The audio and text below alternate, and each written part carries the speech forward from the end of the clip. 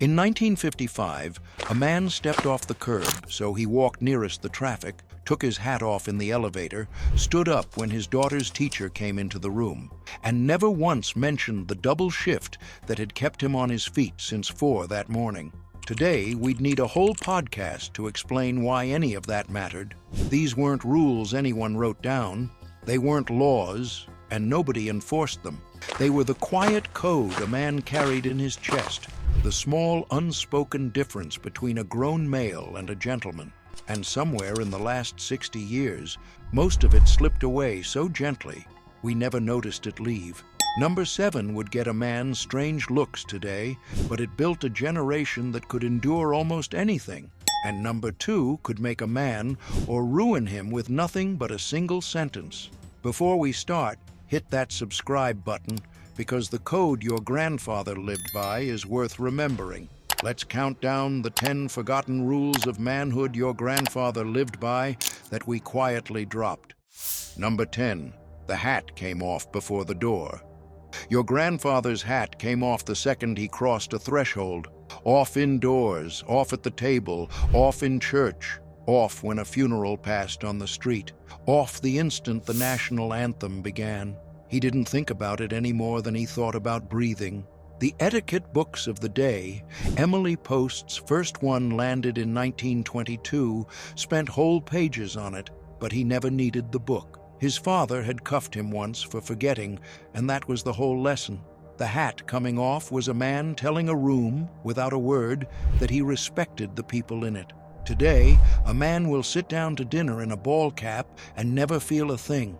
The gesture is gone, and most men have no idea it was ever there. Number 9. He always took the curbside. Walk beside an old-timer and you'll still feel him drift to put himself between you and the street. For centuries, a man walked on the outside of the sidewalk, the woman on the inside, and it was not decoration. It was mud thrown by carriage wheels, runoff from the gutters, the splash of the first automobiles, the runaway horse. He took the side where the trouble came from. The custom is older than the country, and your grandfather did it without a thought. We walk wherever we land now, eyes down, and the gesture means nothing to us. But it was never really about the mud. It was a man quietly deciding that nothing bad would reach you before it reached him first. Number 8. He stood when you came in. When a woman entered the room, your grandfather rose. When an elder came to the table, he rose. When a guest arrived and when a guest left, he was on his feet. A boy was taught to give up his seat on the bus before he was tall enough to reach the rail. Standing up cost a man absolutely nothing, and that was exactly the point. It was effort spent for no reason except to say, "You matter enough that I will not stay comfortable while you stand." We keep our seats now, eyes on our phones, and tell ourselves it would be awkward. Your grandfather would have found the awkwardness the easy part. He stood anyway. Number 7. He carried his hardship quietly. Here is number 7, the one that would get a man labeled today. Your grandfather bore his troubles without narrating them. He lost the crop and you'd never hear it. He buried a brother and went to work the next morning. He ached in places he never named. This was not the cold bottling up of real pain, and it was not pretending nothing hurt. It was the refusal to lay every grievance at the feet of people who had troubles of their own. Hard things were meant to be carried with some dignity, not broadcast. Modern psychologists have a word for part of this now. They call it grit, and they've found it predicts who endures and who folds. A generation that didn't complain about the small things turned out to be strong enough for the large ones. The next few weren't about manners at all. These cut down to the bone of what a man's name was actually worth. Number 6, he'd rather walk than owe you. Your grandfather picked up the check before you reached for it. He paid back a loan to the exact dollar on the day he said he would, and a borrowed tool came home cleaned and sharper than it left. He would walk 5 miles before he'd ride on a favor he couldn't return. An unpaid debt sat on him like a stone, not because anyone was asking, but because he was. He kept his ledger with the world square down to the penny, and a man whose accounts are square with everyone around him gets to be square with himself. That kind of clean conscience is a quiet thing, and it's gotten very rare. Number 5, he said it to your face or he didn't say it. If your grandfather had a problem with a man, that man heard it first, from him, to his face, hat in hand if it came to that. Talking about a fellow behind his back was a coward's tool, and being called a gossip was a genuine wound. You always knew exactly where you stood with such a man, because he'd already told you, plainly, standing right in front of you. We've traded that for screens now, for the comment said where its target can't hear it. Your grandfather would have had no respect for that, and no patience either. A man who'll only speak when your back is turned, he'd say, isn't really speaking at all. Number 4, one good suit, always pressed.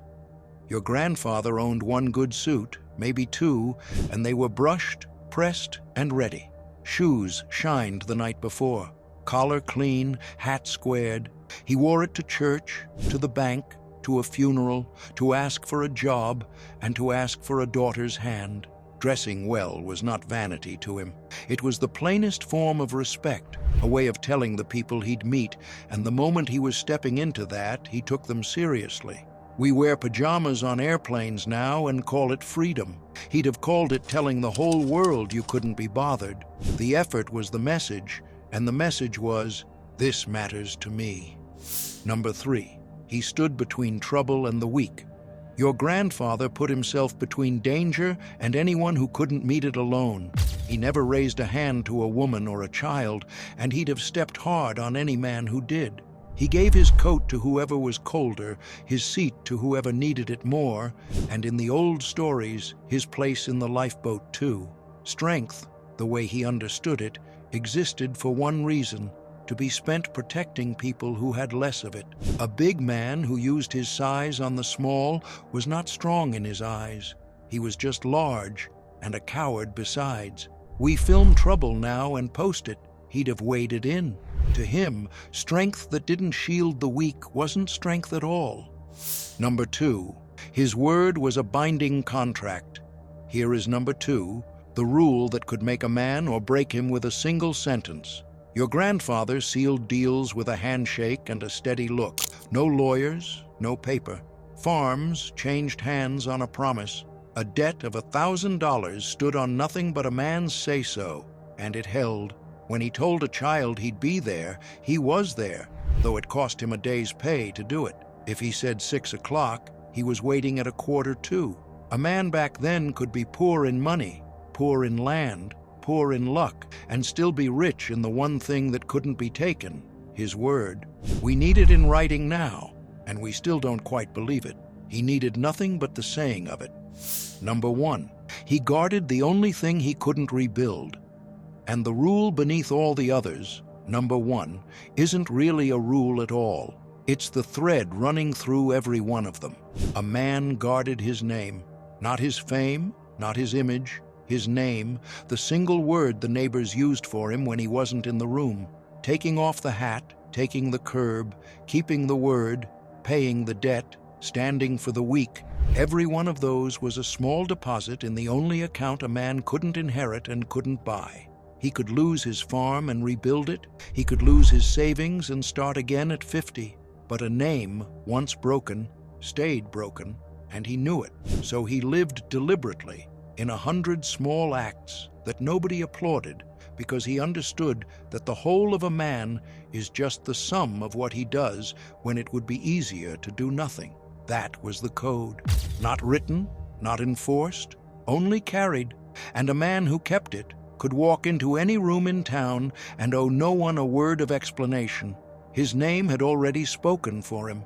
So here is my challenge. Pick one. Just one. Take your hat off at the table tonight.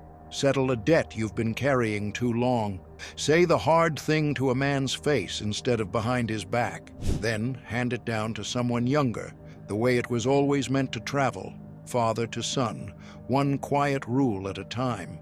Tell me in the comments which rule your grandfather lived by and which one you're bringing back first, because this code was never supposed to die with them. It was supposed to pass to us.